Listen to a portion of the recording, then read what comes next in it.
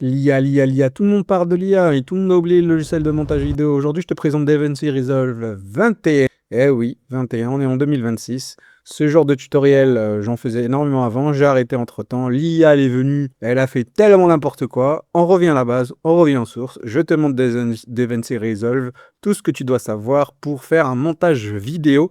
Ici, c'est Easy Vidéo, à l'ancienne.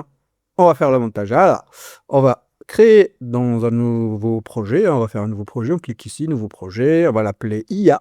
Pourquoi pas? Mais on va pas faire de l'IA, en tout cas dans cette vidéo. Mais le montage, tiens-toi bien, le montage de cette vidéo sera fait en partie avec l'IA. Ah oui, je te montrerai ça dans une prochaine tutoriel. Alors, DaVinci Resolve, je ne te cache pas, il fait peur. Et la vérité, il me fait peur. Enfin, la première fois que je l'ai vu, j'ai eu peur.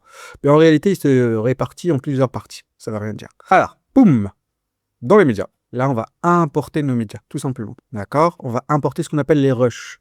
Donc, les trucs de base, le raw, le cru. Donc, tes vidéos crues. Ça veut tellement rien dire. Donc là, je vais, hop, prendre une vidéo quelconque, hop, dans mon système, user, hop, application d'asset.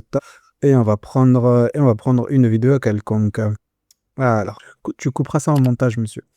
Voilà, j'ai une vidéo quelconque. Ici, c'est une vidéo qui présente le top 10 des top 5 des meilleurs logiciels de montage vidéo. D'ailleurs, la vidéo elle est déjà disponible. Ensuite, loop, je fais ici. Ici, c'est la partie enfantin. Je ne vais pas te la présenter, ça sert à rien. Donc, moi, ce que je vais faire, c'est prendre tout simplement cette partie-là, la partie professionnelle, comment on fait un montage vidéo. Ça se présente toujours comme ça, les logiciels de montage vidéo. On a ce qu'on appelle la tête de lecture. C'est ce qui va nous permettre tout simplement de visualiser ce qu'on fait. On a ici pas mal de choses, et notamment notre chutier, c'est les fameux vidéos qu'on doit monter. D'accord? On glisse ça, on dépose dans notre timeline. Voilà. Et attendez, hop, comme ceci. Donc, tête de lecture. On a ici tout simplement ma piste de montage. On a ici plein de choses. Franchement, j'ai peur là. J'ai vraiment peur. Alors, on va commencer doucement. On va commencer par cet outil-là. L'outil Cut. Hop, lui, comme son nom l'indique, me permet de couper. Donc le montage vidéo, tout simplement, la base, c'est les cuts. Donc là, je vais faire plusieurs cuts comme ça, comme ceci. Donc ça me permet de couper les parties qui ne m'intéressent pas. Un montage vidéo, tout simplement, c'est on coupe ce qui ne nous intéresse pas et on fait un montage. Voilà, tout simplement. D'où le terme montage. Cet outil-là, très intéressant, me permet de sélectionner les éléments. Je peux effacer avec le clavier. Hop, je peux déplacer comme ceci. Hop, je déplace. Et hop, je déplace. Je clique sur lecture pour voir. Voilà. Et ça fonctionne très très bien. C'est un super montage. Comme ça, en fait, je vais enregistrer. Je me pose. L'espace blanc ici, l'espace entre les deux rushs, hop, je peux supprimer comme ça en sélectionnant et je supprime. Il y a énormément d'autres outils, mais franchement, on s'en fiche royal. Tu vas découvrir ça petit à petit. La seule chose qui t'intéresse, c'est hop, le cut. Je cut ce qui ne m'intéresse pas, hop. Je réorganise, hop, ce qui m'intéresse. Voilà. Ça, jusqu'à-là, ça va. Maintenant, admettons que ici, je sélectionne cette partie-là. On va prendre quelque chose de plus visuel. Ici, tu vois bien que ça se met à jour. Ça, c'est mon truc de prévisualisation. J'ai plein d'options. Et notamment ici, admettons que je vais faire un zoom. Donc, je vais tout simplement ici cliquer sur vidéo et je vais zoomer. Regarde, je zoome. Je peux même le repositionner. Et là, c'est typiquement le montage comme Squeezie. Hop, je zoome. Pouf. Mais bien sûr, il n'y a pas l'animation. Comment on fait l'animation? Voilà.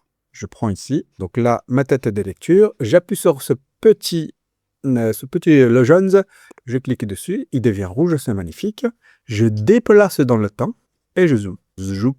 Je déplace encore dans le temps et je dézoome. Zloup. Ok? Regarde. C'est tout. Hein. Regarde. J'ai l'animation. Je zoome. Voilà, ça ne veut rien dire, mais c'est beau. Donc pour faire une animation dans DaVinci, c'est ce petit bouton. En gros, on va enregistrer la position de l'élément, et quand tu le déplaces dans le temps, tu enregistres la deuxième position. On appelle ça de l'animation vectorielle. Voilà. On va voir rapidement les options, hein, parce que ça peut t'intéresser. Admettons que, je sais pas, pour une raison ou une autre, je sais pas moi, il y a un truc qui me plaît pas ici, je peux le rogner. Donc je peux rogner à gauche, je peux rogner à droite, je peux rogner en haut, je peux rogner en bas. D'accord? Et bien sûr, on peut toujours animer ses propriétés. Donc je clique ici, voilà, je reviens dans le temps, et je le renie, hop, comme ça. Et regarde comment ça se passe. On va faire ça.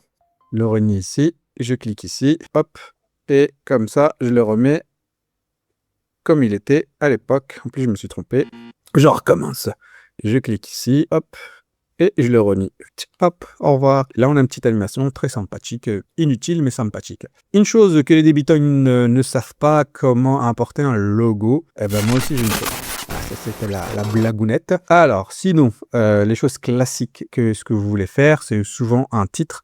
Donc, les titres, c'est ici, dans les effets spéciaux. C'est un truc typiquement DaVinci, hein. Je glisse, je dépose le type de titre ici, je le mets ici, hop, je reviens là. Bien sûr, je clique dessus et ça, ce qui est bien, c'est qu'une fois que tu comprends le principe, tu as tes éléments ici, tu cliques et à droite, tu as un menu contextuel par rapport à l'élément que tu as touché. Donc là, ça concerne le texte. Super! On a les mêmes propriétés, hein. On peut changer de couleur. Là, je pense que n'importe qui a déjà utilisé le logiciel de sa vie comprendra. Donc là, j'ai un texte ici. Ce genre de truc, comment on va rajouter un texte sur DaVinci, c'est un peu chiant à trouver. Donc moi, je le donne gratuitement comme ça. Bien sûr, je peux rezoomer ici. Je peux changer de position. Bref, ça ressemble exactement à ce qu'on a fait tout à l'heure. Voilà, super, assez joli. Assez joli. Hop, ah, mais laissez-moi tranquille, monsieur. Ensuite, j'avance. Voilà, c'est bon, c'est très bien. Ça, c'est très bien. Mon montage, il est parfait. On va faire de l'étalonnage. Moi, j'aime énormément DaVinci pour ça. Hop, là, on va faire de l'étalonnage. Voilà. Et puis, ça sert à rien. Ça sert à rien parce que tout le monde a décroché. Blague à part, ici, l'étalonnage, c'est très important. C'est un peu plus compliqué. Je pense pas que je vais en parler maintenant. Mais cette vision-là, très intéressante, si vous voulez faire de l'étalonnage, des effets, etc. On va revenir à notre montage. Hop. On a coupé. On a fait plein de trucs. Ah bah, on va importer un logo. Donc, je reviens ici. Je vais importer un logo. Alors, on va prendre un logo quelconque. On va prendre, hop, vous savez quoi? Je prends cette image. Voilà, je prends cette image, elle a l'air stylée. Je glisse. Voilà, je dépose, tout simplement. Et je reviens dans mon montage. Je reviens ici dans mes rushs. Je glisse, je le dépose ici. Hop, j'ai créé une nouvelle piste automatiquement. Voilà. Et tout simplement, je dézoome. Là, comme c'est que c'était mon logo, je clique dessus. Hop, et je dézoome. Voilà. Et voilà comment on importe un logo. Donc là, c'est une image, hein, vous importez n'importe quel logo, puis ça marche très très bien, c'est très joli, ça fonctionne nickel. Une fois que votre montage est fini, parce que là, je sais qu'on est dans une génération TikTok et tu as déjà décroché. Une fois que le montage est fini, tu cliques sur le petit ici, exporter, tu choisis le nom, super tuto, merci. Pour une fois, on parle pas d'IA, c'est bien, tu choisis le chemin.